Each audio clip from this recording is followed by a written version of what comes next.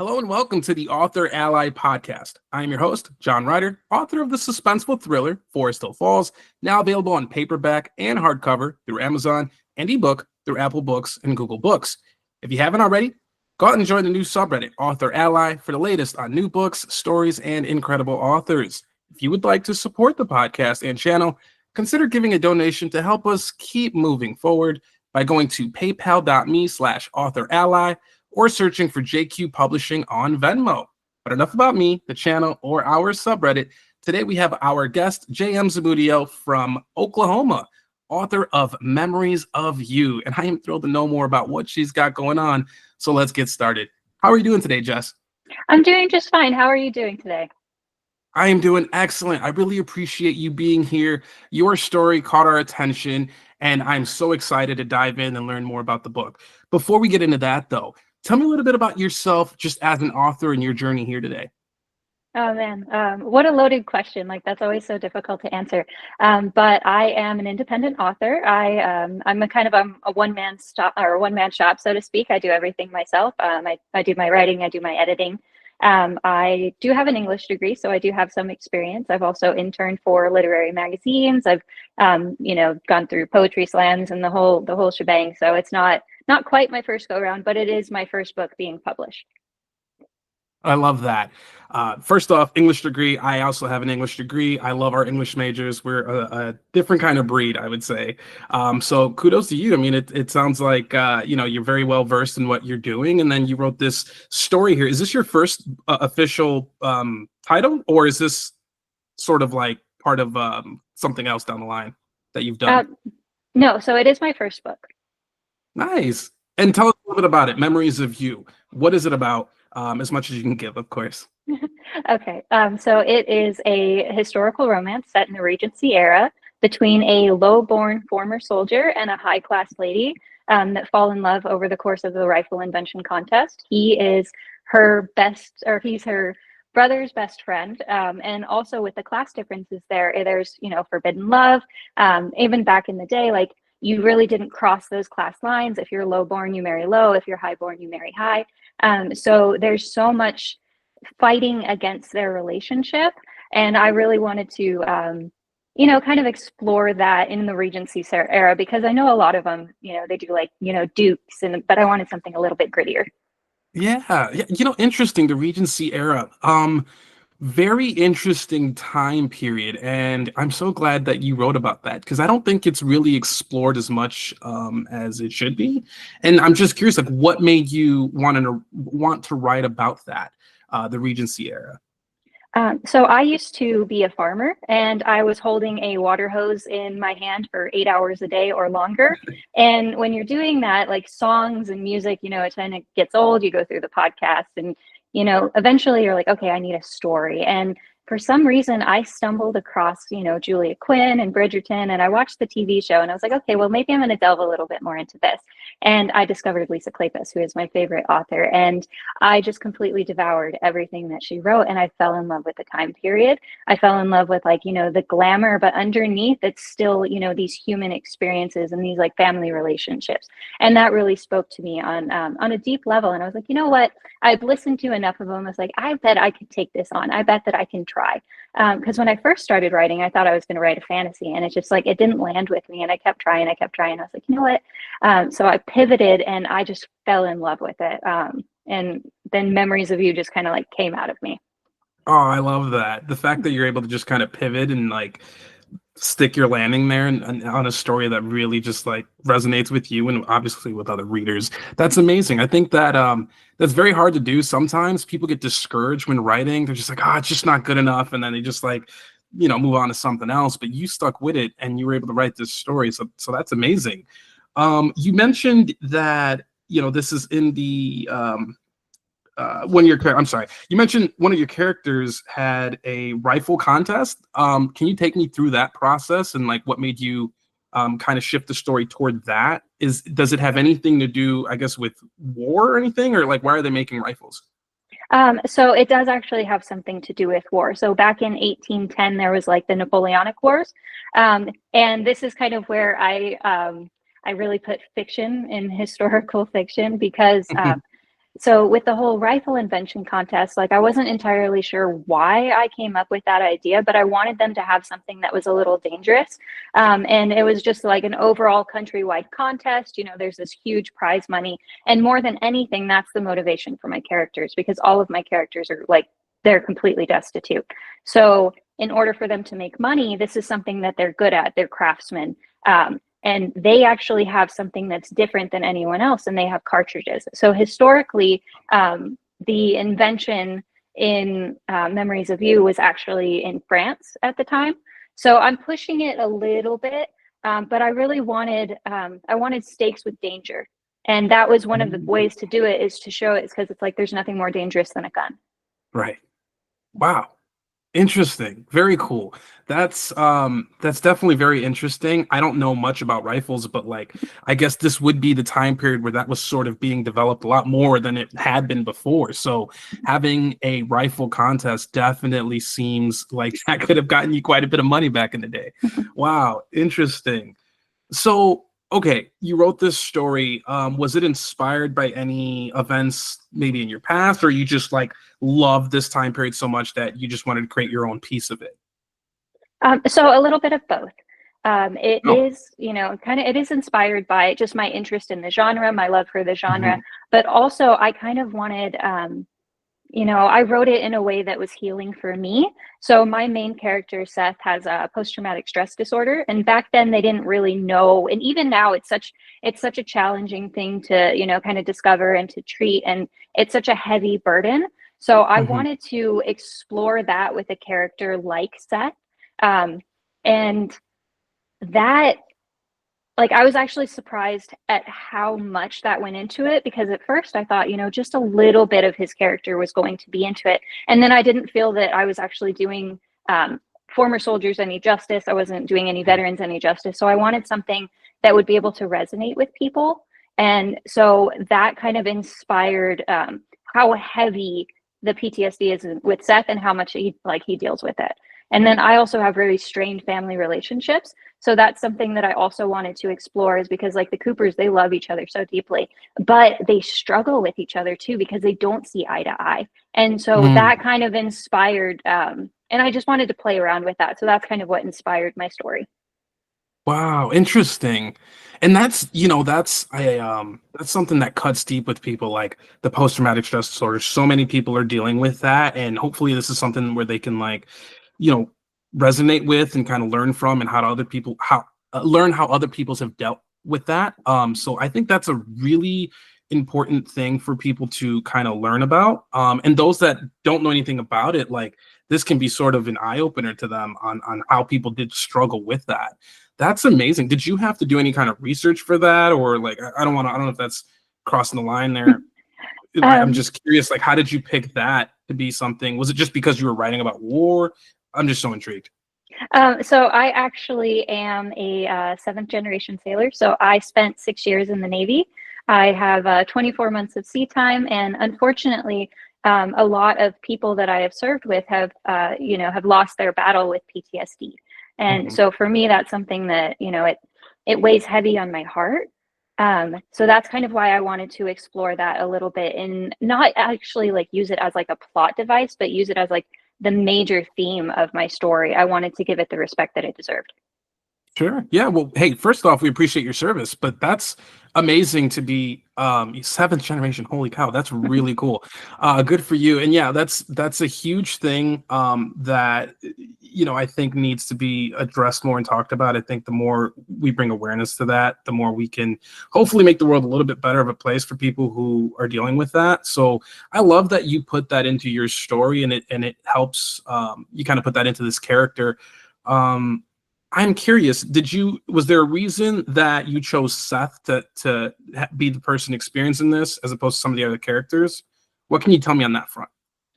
So I like to torture Seth a lot. Like he's, you know, he's kind of like my punching bag of a character. All the bad Oh, things I love happen to that. him.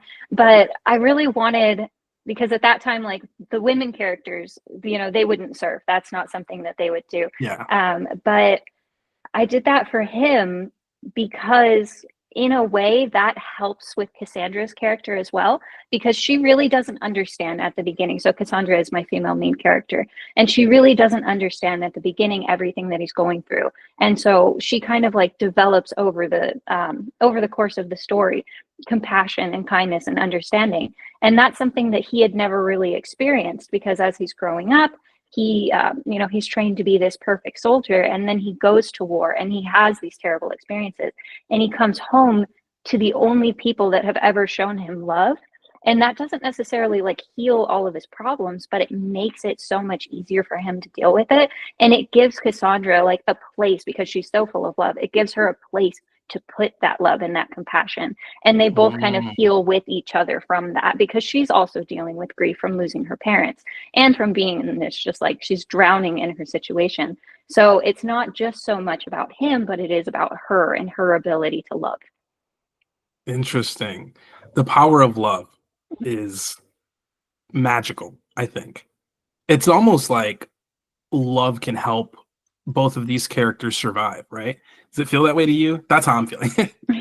Yes, absolutely. And it's a romance. So, the whole theme of romances are love conquers all. But I like to say that it doesn't conquer all, it just makes your burdens easier to deal with. Sure. Okay. I like that. Makes your burdens a little easier to deal with. Sometimes that's all you need. Yeah, Sometimes that goes a long way. sometimes you just need a Um, hug. yeah, sometimes you just need a hug. I love that. That should be the quote for everything. But I'm curious, Cassandra, tell me a little bit more about her. She has an ulterior motive. Am I right? Yes, so she does. So she is so she's kind of like, she doubts a lot, like she doesn't have a lot of optimism for the future. Like for her, the only way for her to get out of, like, so her family is destitute, and the only way for her to actually contribute to that and to fix it is to marry wealthy. And so she Mm, goes into this rifle invention contest with that goal. So she can't marry Seth because he's lowborn and he's poor. sure. So a lot of readers have come back to me. It's like, oh, she's a little superficial. But like back in the day, that was her only option in order to like actually make it through, was to marry rich, to have a rich husband to take care of all of her problems. So when she enters this, that's her main goal, is like, you know what? It doesn't matter who it is, just as long as I take care of my family. So family is her cornerstone. Interesting. And yeah, I can imagine in that time period that was very much centered like around relationships. Like women would have to marry for wealth, and a lot of times, I mean, you see it in a lot of the movies we watch now um, that take place in that time period. It's all about wealth. Get someone who's wealthy. It doesn't matter who it is. He's going to take care of you. He's going to take care of the family, save the family, whatever. Right. So, yeah, that was very central to that time period. Do you think that society has changed a little bit to where that is no longer really a thing? Do you think society's growing from that, or do you think that we're still in that mind state as a society? Genuine question. I just would like to explore that a little bit. So I think ultimately, like, women of our age have a lot more freedoms, they have a lot more rights. We're able to really carve our own path in that way. But there is also that whole like, oh well, you need a partner, you need someone that's at the very least going to meet you halfway. So it is different in that regard. But I still think that a lot of the times, like, women are kind of reliant on their partners, or like, I know it's kind of like a sexist thing to say, and it's, there's so many, the range is so much, but like for women, especially if you have children, like, the expectation is you're going to have a husband, he'll kind of take care of you, but that's not always the case in real life. In fantasy and in romance, it's completely different. But I do think that there's a lot of pressure, especially on women, in order to like maintain the family, more so than men. But things are changing, times are changing, things are a little bit different than 1810. Yeah, no, most definitely. I think you hit it right over the head with that. Yeah, it the expectation. Yep, totally. I'm curious. So you write about this time period, how things were. Did you write to theme when writing this book? When it came to the very beginning, you're putting words on pages. Did you say to yourself, "This is what I want the theme of the book to be about," and then you sort of write around that? Or were you just letting all the words leak onto the page and then you kind of formed the theme as you moved along. Take me through that writing process. Oh goodness. So my writing process, it's a complete mess. So I've learned to embrace the mess that is my writing process. Before I used to fight about it. I was like, no, this isn't the way that people say that you should write a book. And eventually I was like, you know what, I'm just going to write it my way. And then I was able to write the book. Like I had tried for 20 years to write a book, and I just couldn't do it. But as far as themes go, I actually didn't have the theme of my novel until I had the cover of my novel. And because I didn't have the name, and I was like, you know what, I don't really even know what it's about. I was done with my first draft. It was like 90,000 words, and it was probably the ugliest thing that anyone has ever seen. And I ended up completely like gutting it and only taking about a third of it, maybe.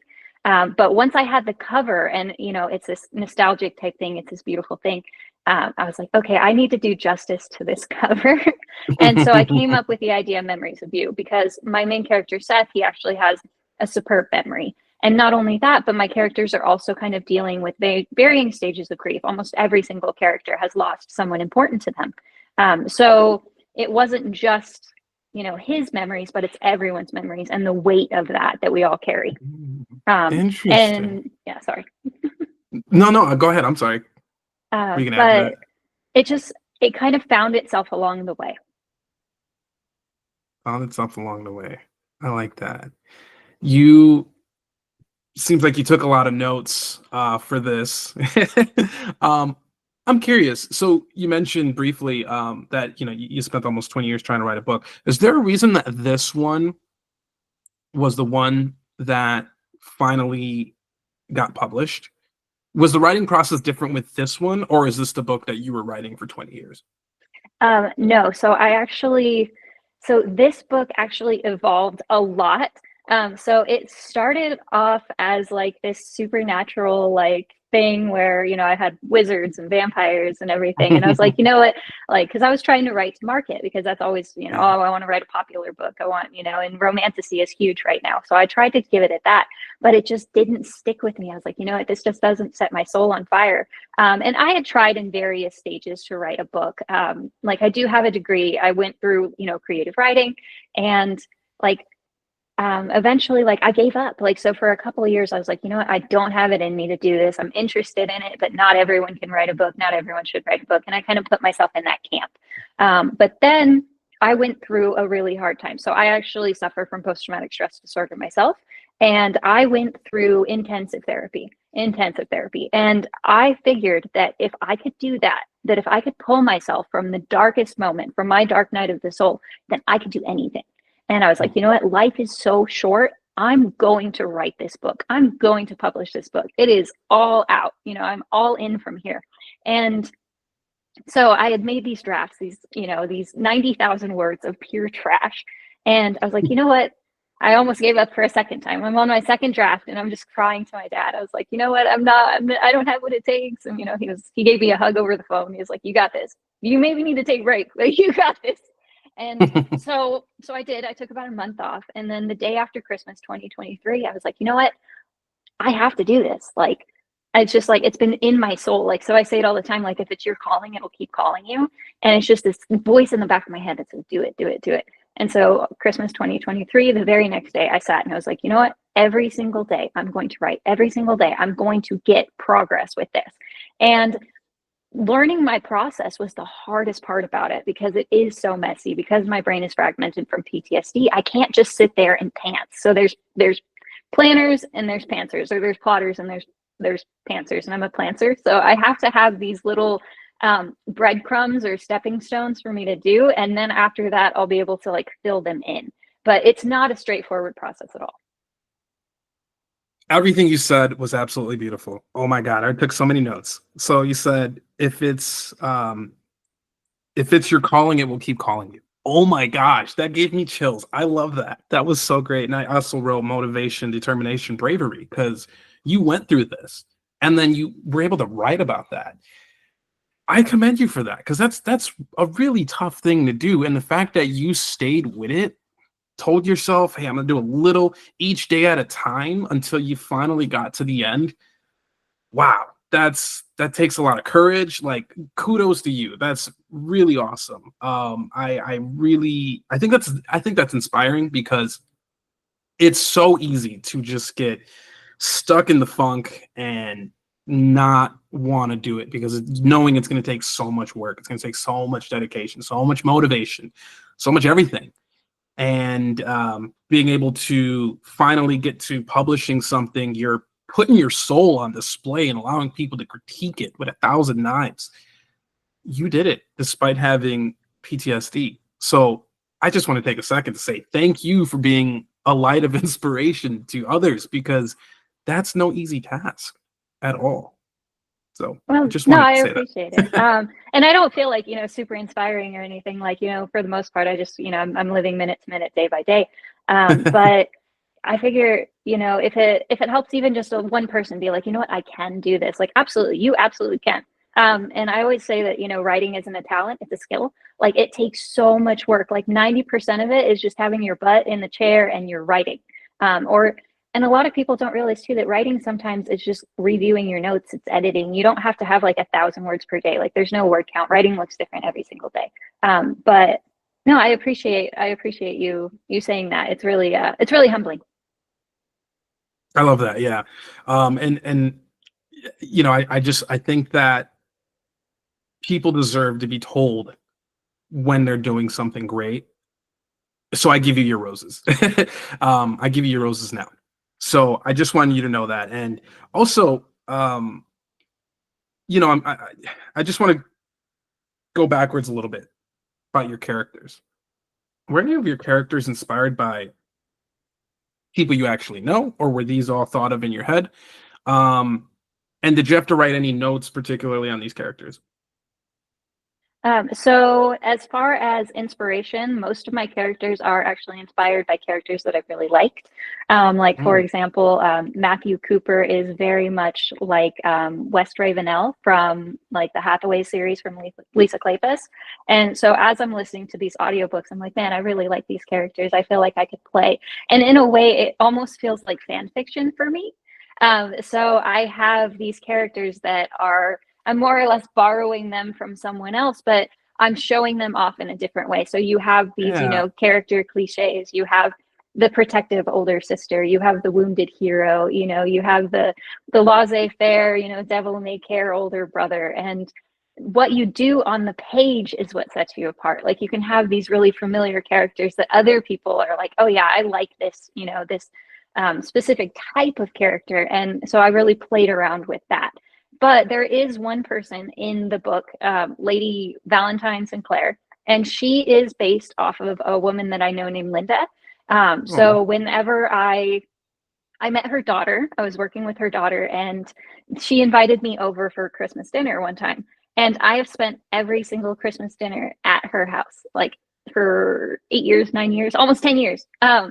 And so she played like a mother role for me when she didn't have to. So there was one of my lines is like, people that took me in, that loved me without any obligation to. And so she really is that. And she was my alpha reader. I'm getting all twisted because I get so excited talking about her because I just love her so much. Amazing. So she read the book first. And she gave me ideas. Like, she actually inspired some of it because I was going to go like a completely different way with it. But as I give her like the first 5 chapters of my book, she was like, oh, I can't wait to see when this happens. I was like, well, that wasn't going to happen, but now it is. Oh man, that's amazing. Shout outs to Linda. That's great. I love that, she's sort of a super fan and she was so excited to just dive into your work, and she had her own thoughts about what's going to happen. So that's awesome that you got to write about her and kind of share this with her. Have you told her like who she inspired, which character in the book, or is it still a mystery? Oh yeah, she knows. As does like everyone that I know, like that knows her, they know. Like, my little sister read the book and she was like, "Is Valentine Linda?" And I said, "Oh yeah." So yeah, for I sure love she knows.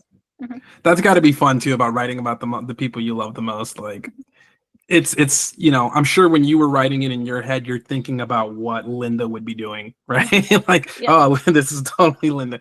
Oh, that's really cool.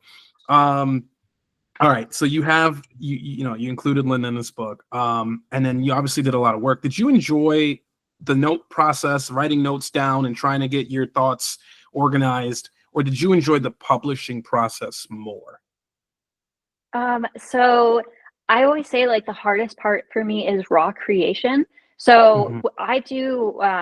I do multiple different drafts. Like I think a lot of people would consider what I write in the notebook as a zero draft, and I call it a brain dump.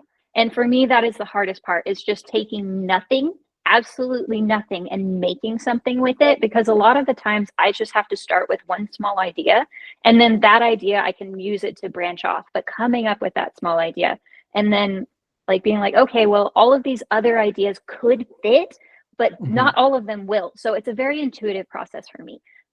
What I actually really like is my third draft, where I more or less know what's going on. And then all I have to do is fill in, details, settings. I have to do, research on, what materials and clothing and all of that. Like that for me is the fun part. Publishing itself, like now that I'm on the other side of publishing, like I'm okay with it.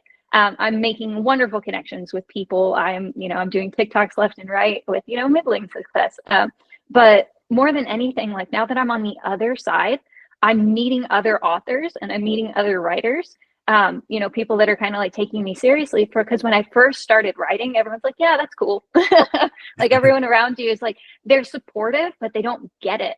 And now that I'm on the other side, and it's like one of us, one of us. There's these people that are welcoming me. Like there's one lady that, I gave her my book and she actually like found mistakes before I published it, which was fantastic. And it's so great having the support system from other published authors. But as far as like the entire process, I love just being in my world when it's cleaner. I like that.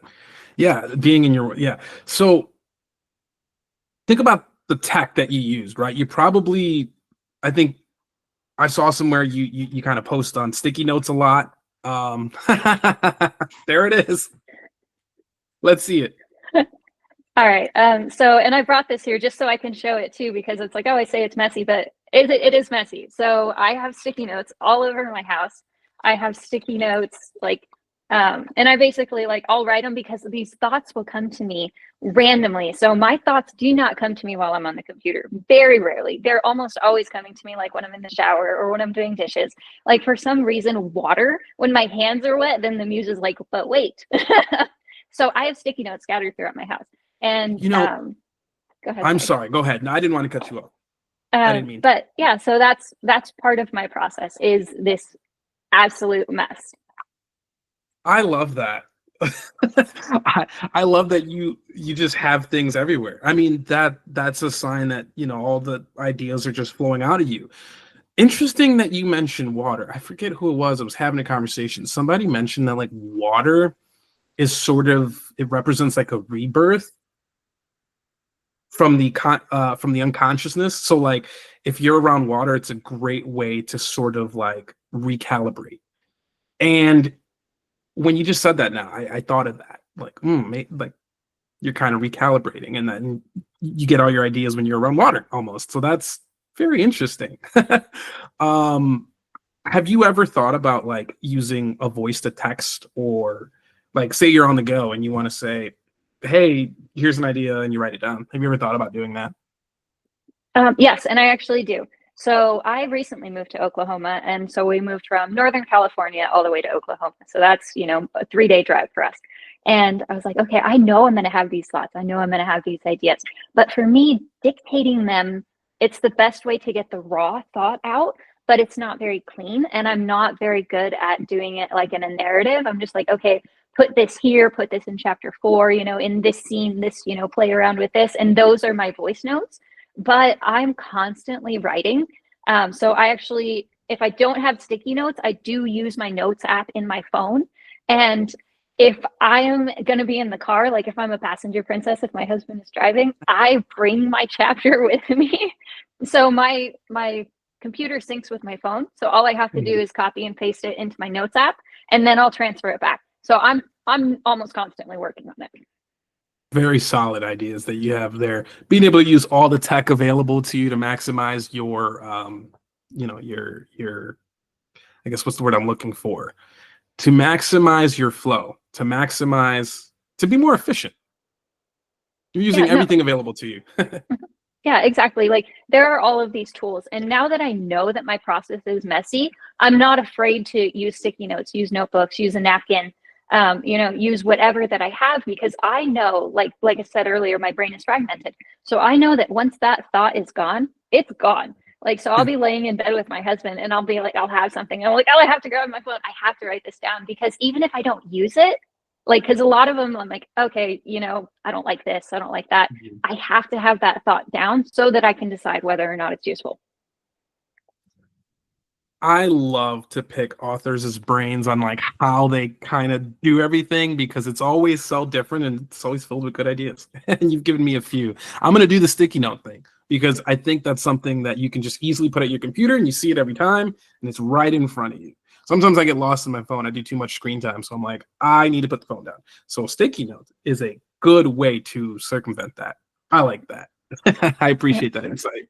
And what's great Um, about sticky notes, sorry, just one thing. And yeah, of what's great course. about like writing it down is it really forces your brain to kind of slow down, and you don't have to, and you can't delete anything. Like there is no backspace on a sticky note. You use it or you don't. Yes, that's a good call out. It forces you to slow down a little bit because you can easily voice to text something and get a million thoughts down. Or if you're typing it, you usually type it a lot more than you write it. But like physically writing it allows you to get some clarity behind what you're thinking. I like that. I'm gonna use that for my future writing. Start handwriting things down more. Um, all right, I'm curious. So then, how did you handle some of these creative slumps, if any? That is, when writing this book, Memories of You. So I actually had a lot. I had a lot of creative slumps, and most of them, like I always say that like crying is part of my process. I'm a big baby. I cry all the time. Aw. Like so, whenever if I have a severe creative slump and I'm just fighting, and like eventually with Memories of You, it got to the point where there was nothing. Like I had squeezed every last drop of inspiration from my brain to the point where I didn't even have transient thoughts, which for me is crazy because my thoughts are always bouncing all around. And it was just radio silence in there completely. And so that's about the time where I know that I have to take a step back. And what I'll do is with this empty brain of mine, I'll fill it. Also, I'll start reading. And instead of reading for enjoyment, even though I do read for enjoyment, I kind of treat every book like a textbook now. So I want to know how writers are doing it. Like, oh, I love this story. Like one of my favorite stories is Devil in Winter by Lisa Kleypas. And I was like, okay, what makes this story so good? What makes me fall in love with this story? And so I try to take elements of that. But if I have just a small slump and I just like, okay, I don't really know where to go with this story, what I'll do is I'll reread my story from start to finish. And then maybe I pick up on, oh, okay, well, I put this here. I can use this for here, or I Mhm. foreshadowed this and I forgot about it. So now I can use this there. So for small slumps, most of the time, I'll take a little bit of a hands-off approach and, reread. But for big slumps, like I really do have to immerse myself in other people's stories. Okay, I like that. So you kind of shift your focus onto something else. Yeah, Got exactly. it. And so, when you go into some of those other stories, I mean, you mentioned Lisa Kleypas, and I think you mentioned, was it Julia Quinn that you were Yes. also like very I guess were your literary influences? Would that be right? Yes, and Mary Balog. So I consider them Ooh. like the holy trifecta of historical romance. Like I just love all three of them. I've read everything that they wrote. Ah, that's amazing. So for those that are maybe listening and or watching and don't know, Julia Quinn, she did Bridgerton, if I'm not mistaken, right?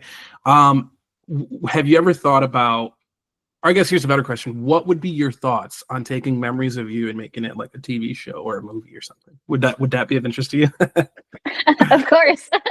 So of course, I think that that's the pipe dream of everyone who writes a book is like, oh man, I would love to see this in a movie, and especially because I am branching off to the other siblings. So right now I'm actually writing Matthew and Caroline's book simultaneously at the same time. Well, I guess that's I just said the same thing twice, and so it would. If someone were to take it and put it into like a TV show, then they would have, by the time I'm done with book 3, they'll have plenty of material. But a Oh, movie, oh yeah, absolutely. Like I'm not worthy. That would probably make my entire life. All right. Well, I mean, if we're gonna dream, let's dream big here. So, all the agents that are watching this podcast or listening to this show, if you're in Hollywood, okay, we need to get in touch here with JM and let her know that, hey, we want to turn this into a TV show. Let's do it. We're ready. We're putting it into the universe and speaking it into existence. Yeah, manifesting it, absolutely. So that's going to be awesome that you have a second book. And did you mention a third book? Did I hear that right? That you're diving into these other characters and they're each getting their own book? Yes, absolutely. So with historical romance, I think it's expected that you branch off, that you have these series. And so I actually am doing a book for every single one of the Cooper siblings. So there's Cassandra, there's Matthew, and then there's Caroline. And Matthew's getting his book right now. I actually am on the second draft. I started the second draft of his book this last week. And I'm actually working on Caroline's too, because I say it all the time, Caroline's loud. So even as I'm working on other books, she's like, wait, all of these different things. So hers is actually more complete in my mind. Like I could probably write hers first. So instead, hers is probably about 10,000 words right now. And like his is right around 30. So I'm kind of like, I'm doing both at the same time. I am putting preference on Matthew, but I am also working on Caroline. So they are connected. They'll be standalone. So you'll be able to pick up book 2 without, reading book 1, pick up book 3 without reading books 1 and 2. But it does have like an overarching narrative between the 3. And then after that, maybe I'll do it again. Who knows? I love that you're doing it that way. That is something that I don't think most authors are doing, but that's really cool that you're doing it that way. So Memories of You. I'm ready to dive in. Where can I get it? And let's talk about the second book. You said that one centers around Matthew, I believe. Matthew Cooper is the second one. Mm-hmm. All right. When will that be available? You might not have a date yet, and that's fine. I'm just ballparking here. So I do set goals for myself. I set for Memories of You, I wanted to write it in a year. It took me about 14 months. So I started it on Christmas, 2023, and then I ended up publishing it March 14th, 2025. So, just a little bit and then life happened, obviously it does. Yeah. So with this one, I actually kind of want it done within 9 months. I'm really hoping to be done completely with Matthew's book by Christmas. And because I understand my process a little bit more, so I'm feeling a little bit braver. But because I'm not farming every day, I actually have more time to dedicate to it. So hopefully I can get it done faster. And after that, after I have a little bit more experience, I'm hoping that Caroline's will just fly by, because I have a feeling that by the time I'm done with Matthew's, Caroline's will be like 2 chapters away. Yeah. That's amazing. And hopefully you are able to get that done by Christmas and make a great Christmas gift to our book friends and family members. So that's amazing. Where is Memories of You available now? So I am exclusively on Amazon. I'm a baby author. So like I said, I just published, 2 months ago, and with Amazon, it's really, one of the best ways to get yourself out there as an indie author, because they have Kindle Unlimited. So my book is actually on Kindle Unlimited. It's ebook, it's paperback, but I'll probably branch off a little bit more in a couple of months, but we'll see. Right now, I'm exclusively on Amazon. Love that. So everyone's got a Prime membership. Go out and get Memories of You by J.M. Zamudio. Jess, is there anything else that you want to leave for up and coming writers, or maybe people thinking about diving in? What advice would you have for them? What can we leave them with? So a couple of pieces of advice for brand new writers is that, one thing I really want to say is that imposter syndrome is like the really nasty voice in your head that's telling you that you're not good enough. So you should take that nasty voice and use it for a character that you don't really like, because other people will also dislike that character. You'd love to hate them. But don't give up, because this is the hardest thing. It took me 20 years to write a book, and I almost gave up. And I'm so glad that I didn't. I'm so glad to be on the other side holding my book. And there is no greater feeling than just being like, you know what? This is my book. I'm holding it in my hands. It is a tangible thing. You cannot take it away from me. And that feeling is worth it. That feeling is worth every single word. So don't give up. Just keep writing. What an incredible message. And can you hold that book up? Let's Yes, celebrate that. Wow. it's the coolest thing. I bet it felt like getting the monkey off your back and like a bunch of bricks just got off of your shoulders once you Mhm. physically held it for the first time. It was incredible. It really was incredible. Well, Jess, I really appreciate you joining us here on Author Ally. We are excited to dive into this, and we can't wait to see your journey and see you just kind of take off. And it's going to be incredible for you and all your fans. Is there any last words that you have for us before we sign off? No, just thank you so much for having me. This was a wonderful conversation. Like I'm so glad to be able to talk about my book. So no, thank you. Really, thank you. Hey, likewise, we appreciate you joining us, and we definitely wish you nothing but success moving forward. And hopefully, when your second book drops, you'll join us back on, and we can talk about that and kind of do a deep dive there. Yeah, absolutely. I would totally love that. That would just thrill me. Awesome. Well, hey, thank you so much. We'll talk soon, and I hope you have a great rest of your day.